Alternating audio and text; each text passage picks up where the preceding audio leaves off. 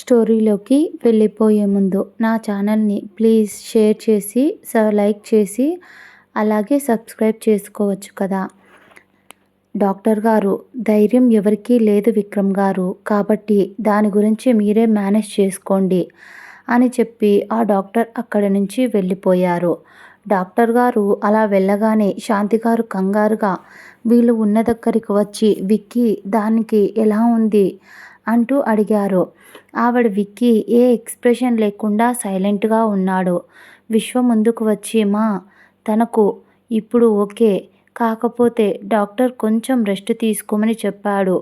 ఎక్కువ లోతుగా కత్తేమీ దిగలేదు, అందుకే దానికి ఏమీ కాలేదు అని అన్నాడు విశ్వ. శాంతిగారు విక్రమ్ డ్రెస్ను చూసి, మరి తనకు అంతగా చెయ్యి కట్ అవ్వకపోతే మరి విక్రమ్ బట్టలకు అంత బ్లడ్ ఎలా అంటుకుంది విశ్వ అని విక్రమ్ని చూసింది. అప్పుడే రియా, మమ్మీ అన్నయ్య బట్టలకే కాదు నక్షత్ర బట్టలకు కూడా చాలా బ్లడ్ అంటుంది.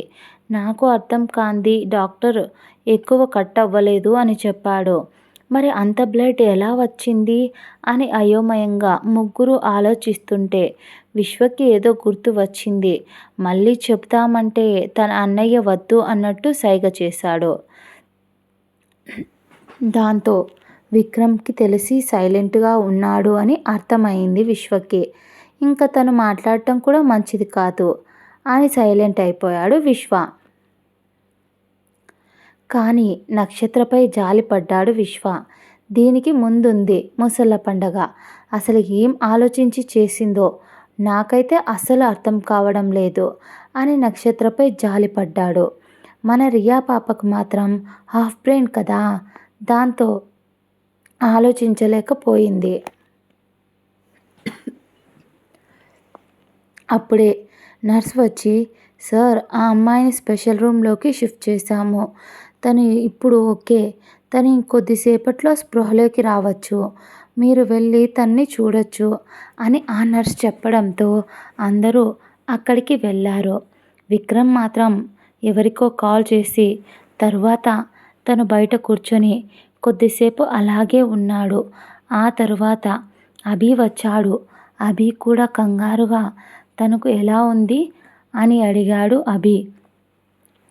దాంతో ఇక విక్రమ్ కోపంగా అభి వైపు చూస్తూ, చెప్పిన పని చేశావా అని అడిగాడు.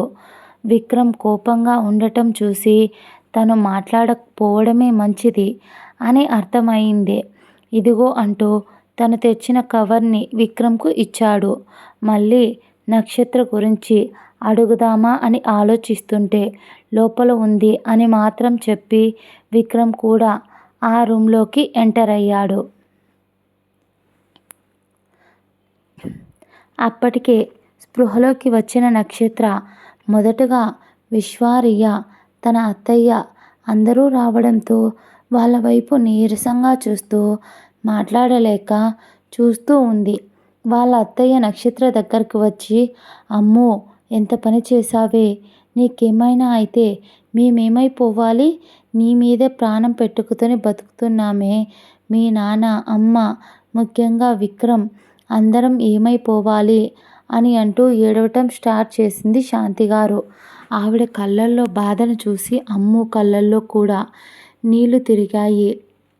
నక్షత్ర ఏడుస్తూనే, నాకేమైనా అయితే నువ్వు అమ్మ నాన్న అన్నయ్య విశ్వబావ రియా వీళ్ళందరూ ఏడుస్తారేమో అత్తయ్య, కానీ ఇందాక నువ్వన్నావే నాకేదైనా అయితే నా మీదే ప్రాణాలు పెట్టుకున్న వాళ్ళలో నీ కొడుకు ఉన్నాడని, అది అబద్ధం, నేనేదైనా చేసుకుని చచ్చిపోతే బాగుండు అనుకునే రకం నీ కొడుకు, నేనంటేనే అసహ్యం వాడికి, అలాంటిది నాకేదైనా అయితే నీ కొడుకు బాధపడతాడా, అన్నీ అబద్ధాలే చెప్తున్నావు అని అంటూ నక్షత్ర ఏడుస్తూ శాంతిగారి వైపు చూసింది. తన కళ్ళల్లో ఆ మాటలు అంటున్నప్పుడు నిజమైన బాధ కనిపిస్తూ ఉంటే విశ్వ, నక్షత్ర ఇప్పటికే ఎక్కువైంది, ఇంకా ఆపే, అమ్మ బాధపడుతుంది, నీకు ఏమైందో అని ఇప్పుడు కూడా బాధపడుతుంది, ఆ టాపిక్లన్నీ వదిలేసి నువ్వు ప్రశాంతంగా రెస్ట్ తీసుకో, తర్వాత మనం ఇంటికి వెళ్దాం ఆ తర్వాత ఏదైనా ఉంటే మాట్లాడుకుందాం అని చిరాగ్గా అన్నాడు విశ్వ.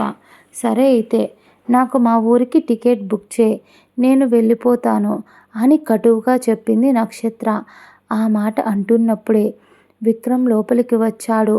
విక్రమ్కి తన అన్న మాట బాగా వినిపిస్తుంది. విక్రమ్ ఏమీ మాట్లాడలేదు.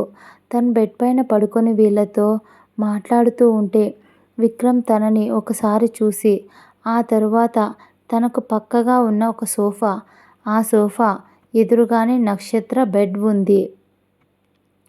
ఆ బెడ్డుపై తను కూర్చొని ఉంటే విక్రమ్ నడుచుకుంటూ వెళ్ళి ఆ సోఫాలో కూర్చొని కాలు మీద కాలు వేసుకొని తీక్షణంగా నక్షత్ర వైపు చూస్తూ ఉన్నాడు విక్రమ్.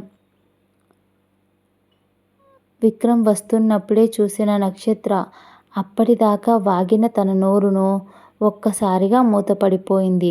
ఇదండి ఇవాల్టి ఎపిసోడ్. మీకు నచ్చితే ప్లీజ్ లైక్ చేసి, షేర్ చేసి, అలాగే సబ్స్క్రైబ్ చేసుకోండి. సారీ చిన్న ఎపిసోడ్ పెట్టినందుకు. రేపటి నుంచి కానీ ఒక 2 డేస్లో వీలైతే డైలీ 2 అప్డేట్స్ ఇవ్వడానికి ట్రై చేస్తాను. అంతవరకు ప్లీజ్ హెల్ప్ చేయండి నా ఛానల్ గ్రోత్ అవ్వడానికి. ప్లీజ్ సబ్స్క్రైబ్ చేసుకోండి. Bye friends.